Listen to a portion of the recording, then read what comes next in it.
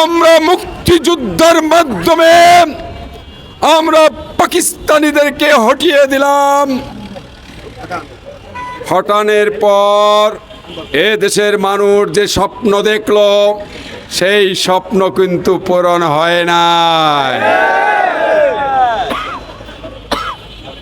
শেখ মুজিবুর রহমান সাহেবের নেতৃত্বে যে সরকার গঠন হয়েছিল সেই সরকারের আমলে হাজার হাজার রাজনৈতিক কর্মী হত্যার শিকার হয়েছিল।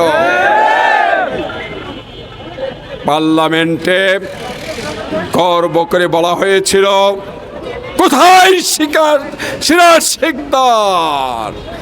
এই কথার পরে কিন্তু সিরাজ শিকদারকে আর খুঁজে পাওয়া যায় না।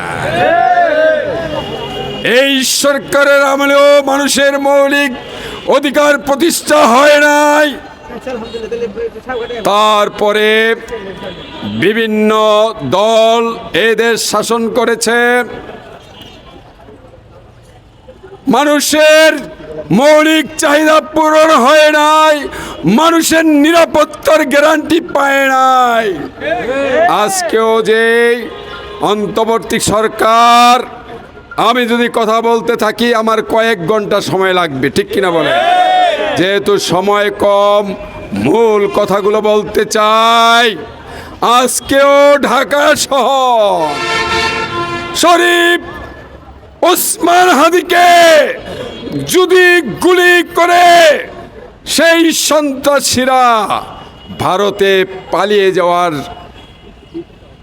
মানে নিশ্চয়তা পায় বা সুযোগ পায়, তাহলে বলতে হবে এখনো মানুষের নিরাপত্তার গ্যারান্টি পায় না।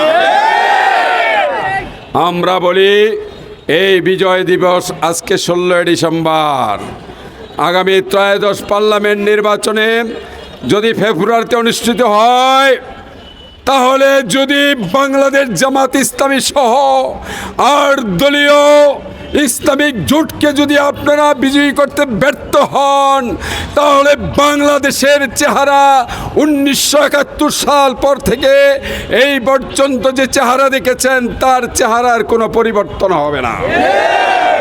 আর আমরা বলছি, ইসলামপন্থীদেরকে যদি পার্লামেন্টে মেজরিটি করতে পারেন, আমাদেরকে যদি বিজয়ী করতে পারেন, ওসমান হাদির খুনিরা যারাকে তাকে হত্যা করার জন্য গুলি করেছে, তারা ভারত তো দূরের কথা ঢাকা শহর ছাড়তে পারবে না।